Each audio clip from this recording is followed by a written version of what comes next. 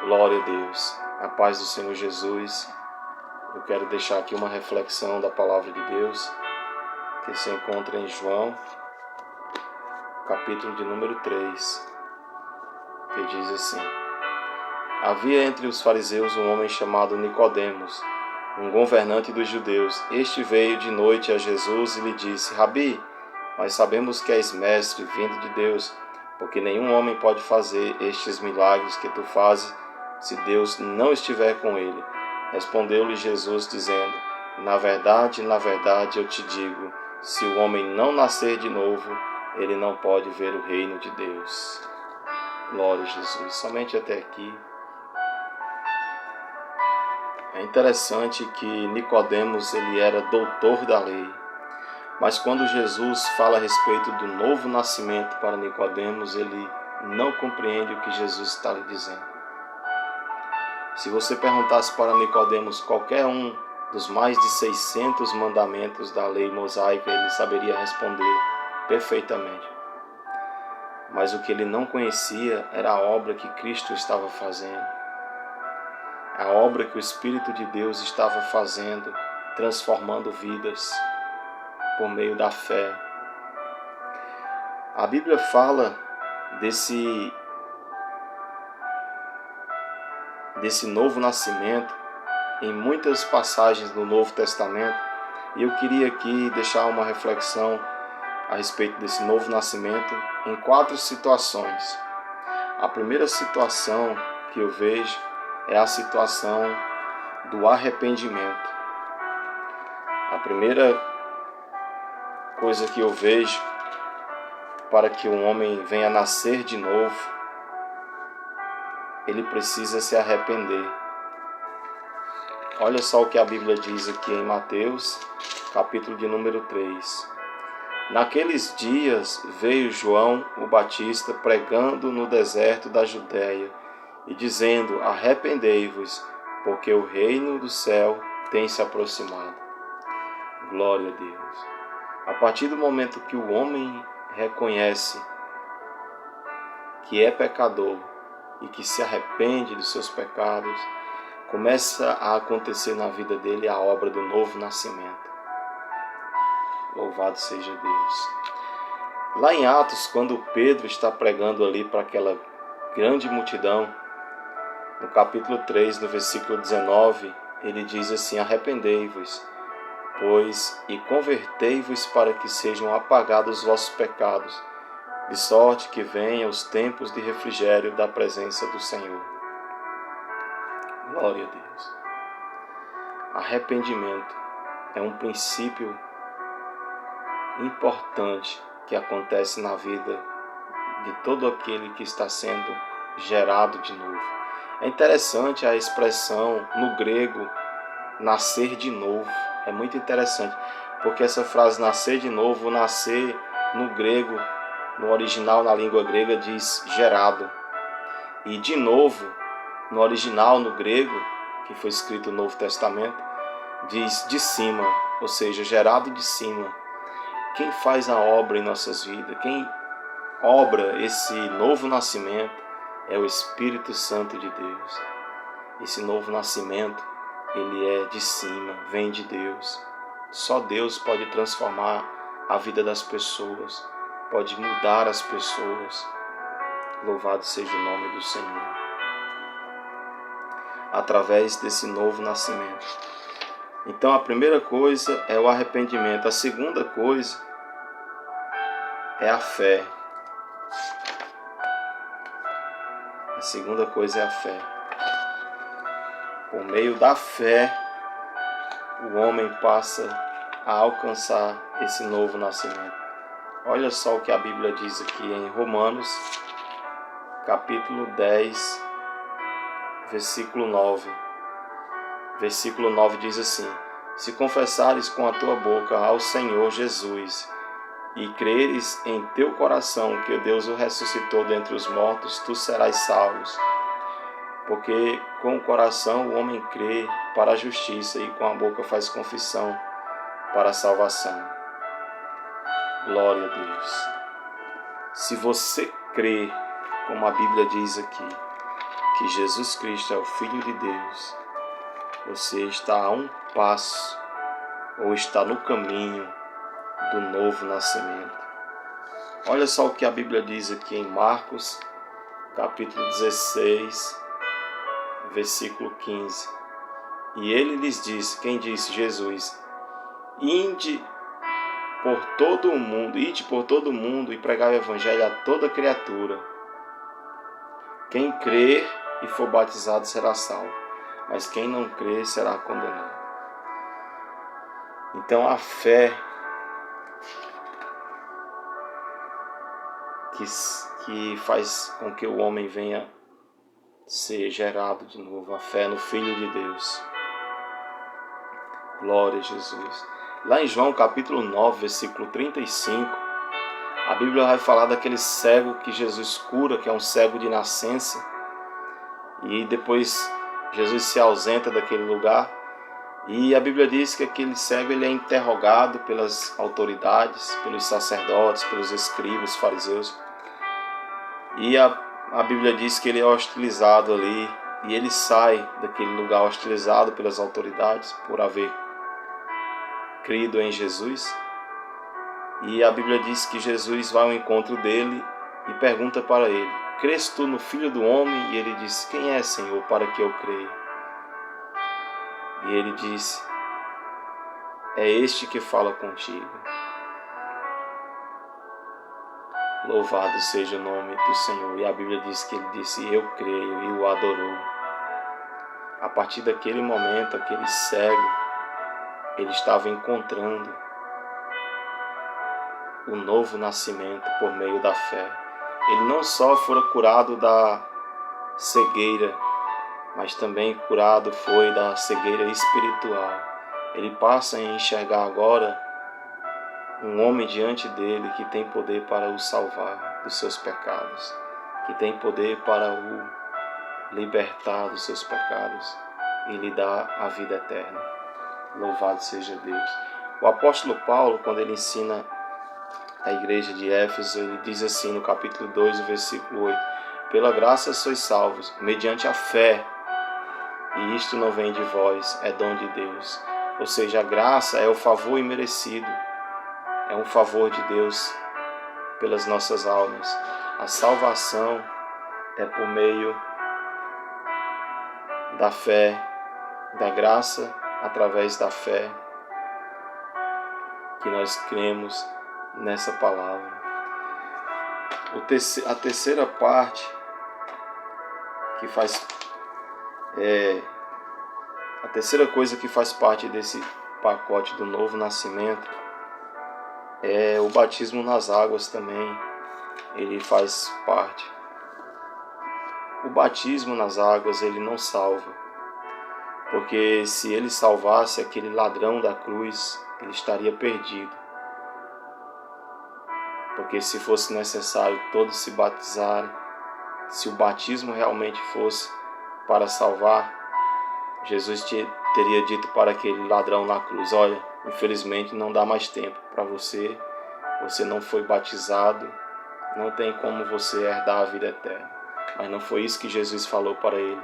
Jesus disse: ainda hoje estarás comigo no paraíso. Nós podemos retornar àquele versículo de Marcos para entender melhor a respeito de que o batismo ele não salva.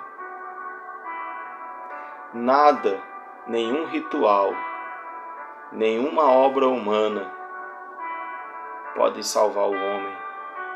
Só quem salva o homem é o sangue de Jesus. Só quem salva o homem é o Salvador. É por isso que nós temos que ter cuidado com qualquer um ritual, com qualquer uma coisa que está, uma situação que está sendo colocada para que o homem seja salvo por aquela situação, que não seja Jesus Cristo. É a questão, existem tantas questões, porque muitos falam que o homem precisa guardar o sábado. É uma situação interessante, porque em somente guardar o sábado, ainda que é quase que impossível guardar o sábado, e muitos desses que pregam que defendem o sábado, eles não guardam o sábado como deveria. E o problema está em eles colocarem o sábado como um mérito para a salvação. Se você não guardar o sábado, você não vai ser salvo. Aí o sábado se torna maior que Jesus. Nada pode ser mais importante que Cristo. Nada é igualável a Cristo para a salvação do homem. Jesus, ele é o único e suficiente Salvador.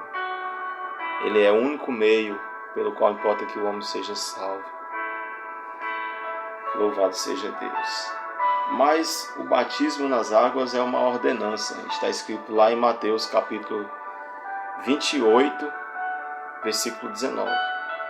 Então, ide e ensinai todas as nações, batizando-as em nome do Pai, do Filho e do Espírito Santo. É uma ordenança o batismo, assim como a ceia do Senhor também é uma ordenança. Então nós devemos fazer. O que é o batismo nas águas? O batismo nas águas é uma confissão de fé. E também é simbólico. O apóstolo Paulo ensina que quando o homem está mergulhando nas águas, porque a palavra batismo no original significa imergir, no original grego. Então, quando o homem ele está mergulhando, ele está dizendo que está morrendo, está declarando exterioricamente que ele está morrendo, e quando ele volta, ele está mencionando que está ressuscitando. Está morrendo para o mundo e revivendo para Deus. É um símbolo do batismo. É uma ordenança. Nós vemos lá em Atos capítulo 8, Filipe, ele batiza o eunuco. Ele chega perto da carruagem, o Espírito Santo fala para ele encostar na carruagem ali do eunuco, e o eunuco está lendo o profeta Isaías. Aí Filipe pergunta: entendes o que lê? Ele diz: como eu vou entender se não tem quem me ensine? Aí Filipe começa ali por aquela passagem de Isaías e fala de Jesus. E o eunuco aceita aquela mensagem e quer receber o batismo. E ele passando diz: olha ali, água, veja só, tem água aqui, o que me impede de ser batizado? E Filipe fala para ele: nada impede se tu crês de todo o coração. E a Bíblia diz que ele foi batizado e saiu feliz por haver crido. Estava acontecendo na vida do eunuco o novo nascimento. Louvado seja Deus. Como que funciona o batismo? O batismo é uma ordenança, está na Bíblia. Todo cristão deve fazer esse ritual que está na Bíblia Sagrada. Foi Jesus quem ensinou, os apóstolos ensinaram. O batismo é para pessoas conscientes de que são pecadoras, pessoas conscientes do seu eu, ou seja, por aí nós já vemos que batismo ele é para pessoas que já têm entendimento, ou seja, é errado batizar crianças, porque crianças não têm entendimento. Se você perguntar para um bebê de 1 ano, de 8 meses, se ele está arrependido dos seus pecados, ele não vai saber o que você está falando. Se você perguntar para ele se ele crê em Jesus, ele não vai entender. Então, qual que é a idade de se batizar? É a partir do momento que a pessoa começa a entender as coisas e tem realmente a fé em Cristo Jesus e deseja também o batismo. Quando passa a andar no caminho do Senhor. Então, muitas igrejas evangélicas batizam a partir dos 12 anos de idade. Mas isso é muito particular e varia de uma pessoa para outra. Mas é mais ou menos por aí. A pessoa precisa estar arrependida e crer que Jesus, ele é Senhor e Salvador. Precisa a pessoa crer no Evangelho. Então o batismo ele não salva, mas o salvo ele procura se batizar. A terceira coisa, ou melhor, a terceira coisa é o batismo, já falei. A quarta coisa que faz parte desse pacote do novo nascimento é a conversão. A Bíblia fala lá em 2 Crônicas, capítulo 7, versículo 14. Já no Antigo Testamento, a Bíblia falava sobre conversão. Se o meu povo, que é chamado pelo meu nome, se humilhar e orar e buscar a minha face e voltar dos seus caminhos iníquos, então eu ouvirei do céu e perdoarei os seus pecados e sararei a sua terra. Em algumas traduções esse versículo vai estar dizendo: se o meu povo se converter, glória a Deus. Interessante que essa palavra conversão, no original, no hebraico, vai dar uma ideia de voltar para casa, de voltar para a sua terra. Porque se nós olharmos bem, se nós voltarmos, rebominarmos a história da humanidade, o ser humano foi criado perfeito. E o ser humano, ele tem um chamado por Deus para voltar à sua origem, à sua natureza, à sua perfeição. Então, se converter significa voltar à perfeição. Uma perfeição que fora perdida por meio do pecado, agora pode ser alcançada por meio do Espírito Santo. Não de forma plena, é claro, mas podemos alcançar mediante o sangue de Jesus, que nos justifica. E com o poder do Espírito Santo, nós podemos a cada dia nos convertermos à palavra de Deus e sermos pessoas melhores, pessoas mais parecidas com Cristo, mais parecidas com o Senhor. Glória a Deus. A Bíblia fala de um homem chamado Saulo de Tarso.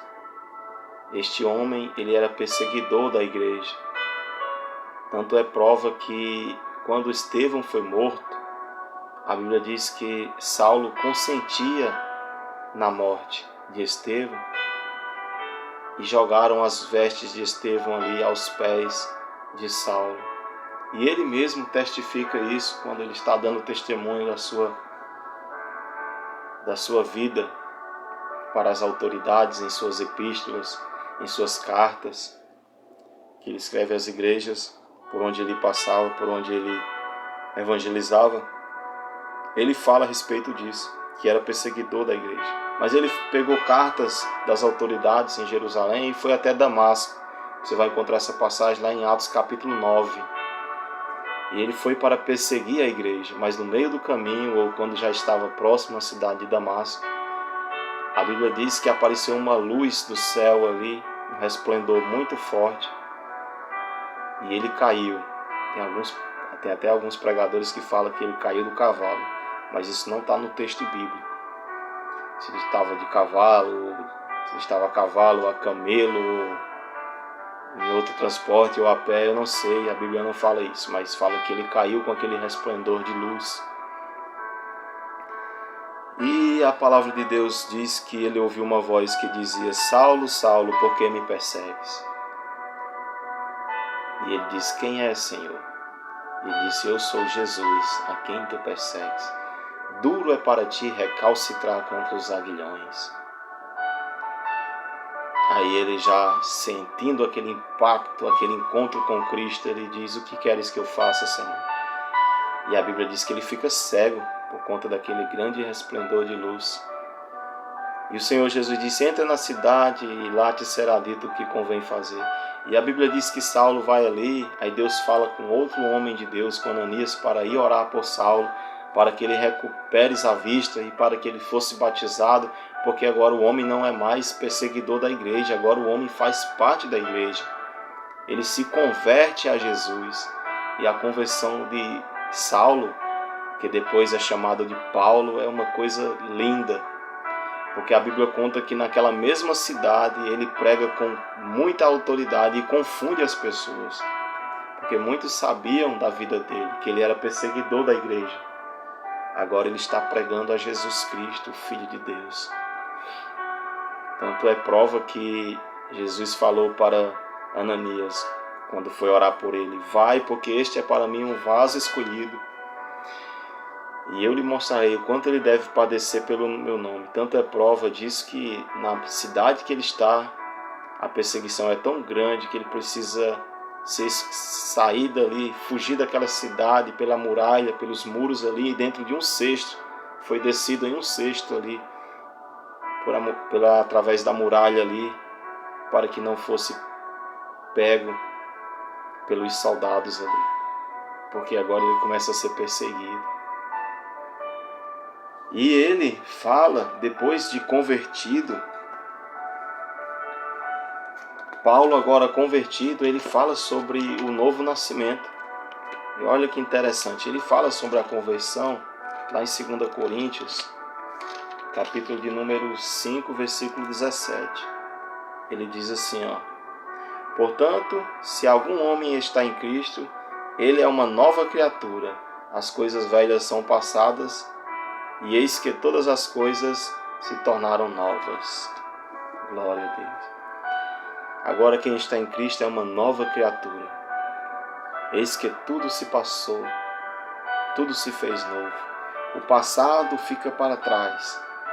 Aquilo que aconteceu no seu passado, Deus não leva em conta.